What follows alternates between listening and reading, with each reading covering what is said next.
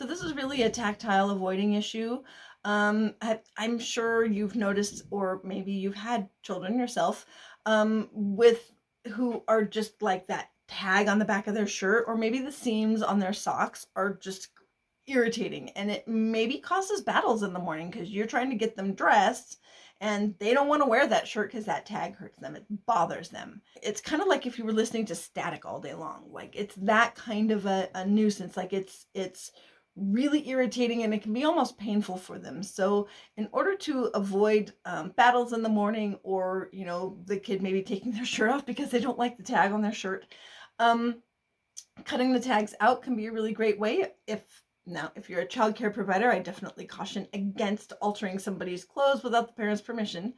But if you keep shirts on hand, like tagless shirts on hand, and if the child needs a change of clothing, then you can have a tagless shirt there. So I would recommend buying a couple of extra shirts. It's always good to have extra clothes on hand. Generally, we ask the parents to bring them, right? But if you have had children with sensory issues in your class, especially around tags in their shirts, you could buy a couple of extra shirts. They're not that expensive. Just buy a couple of extra shirts and either cut the tags out or buy them tagless and then keep them on hand, so that if you have a child who's just really irritated and kind of distressed by their tag in their shirt, you have a change already for them. This is a tactile avoiding, because they have a really small tactile cup, and that it's just too overwhelming for them.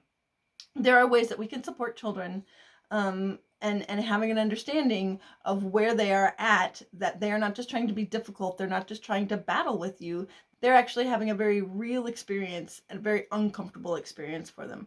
So approaching them with compassion instead of frustration is going to help both of you when dealing with those kinds of situations. So that's my take on shirt tags. If you have any questions, please leave them in the comments, and also remember to like, share, and subscribe.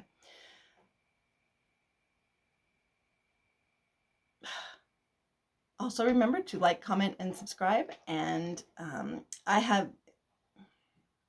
if you would like to learn more, please click the link in the comments to my mini course, the Sensory Literacy Starter Kit. Thank you so much, and remember to mind your senses.